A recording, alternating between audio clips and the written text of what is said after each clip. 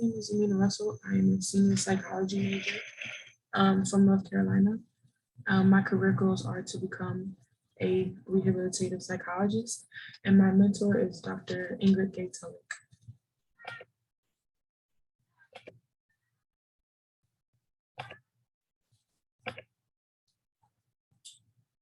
So my project is inflammation is a biomarker of discriminatory experiences.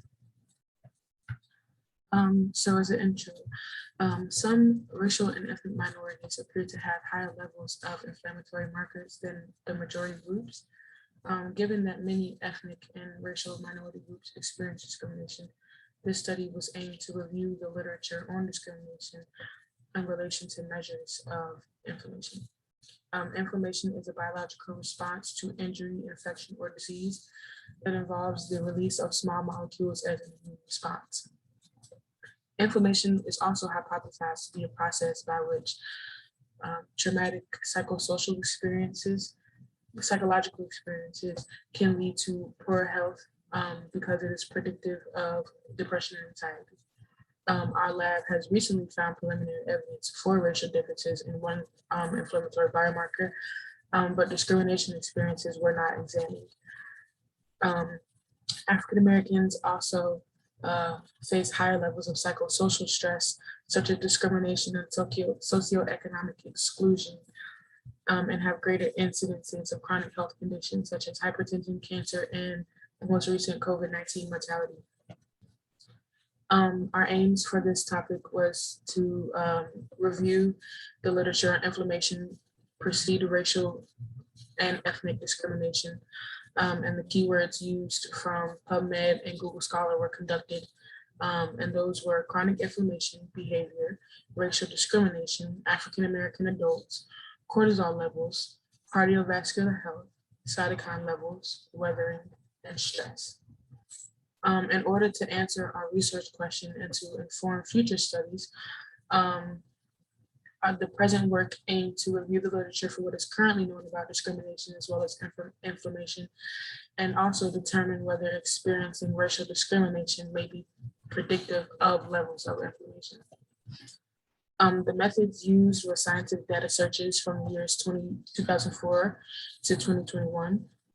Those were original research reports using PubMed, Google Scholar, Science Direct, and ResearchGate. 20 articles were reviewed and data is presented from 10.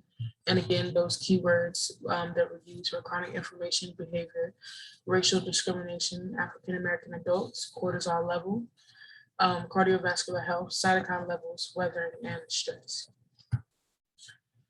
The results that provide an area for researchers to study the causal process by which discrimination leads to poor health, and cardiovascular, which has been seen to be the most prominent issue in relation to the perceived discrimination. It was found that in one study, the participants reported experiencing high levels of perceived discrimination in racial identity had low base hypothalamic pituitary adrenal axis activity. The biomarkers that were mostly talked about in the articles were TNF alpha, C-reactive protein, interleukin 2, and interleukin 6. And the figure 1 is the percent of articles that reported discrimination in relation to the different inflammation biomarkers. Researchers found that repeated exposure to discrimination in adolescent years can also lead to racial and economic struggles in adulthood. The conclusion, it was found that those who experienced discrimination had correlated levels of inflammatory biomarkers,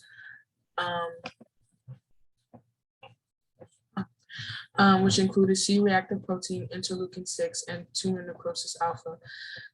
These biomarkers are predictive of health issues that predominantly affect African Americans.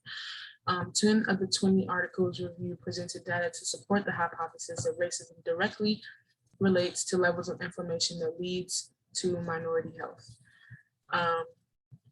The knowledge that was found can contribute to the development of interventions for health conditions that disproportionately affect racial and ethnic minority groups. Reviews of multiple articles demonstrate that inflammation biomarkers were found in those participants who reported previous racial discrimination. The pro-inflammatory cytokines, interleukin-6 and TNF alpha levels are higher, and the anti-inflammatory cytokines, interleukin-6, were lower. These patterns of the inflammatory markers are also correlated health issues that predominantly affect African Americans.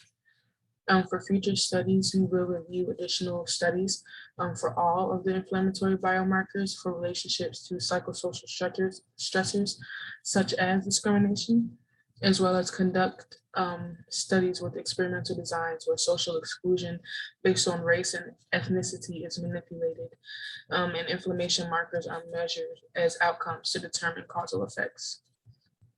For my acknowledgements, I would like to thank the LSAT program staff for supporting my research. This research was made possible by the support of Dr. Tulloch, by the General Medical Sciences of the NIH Grant Award. Thank you.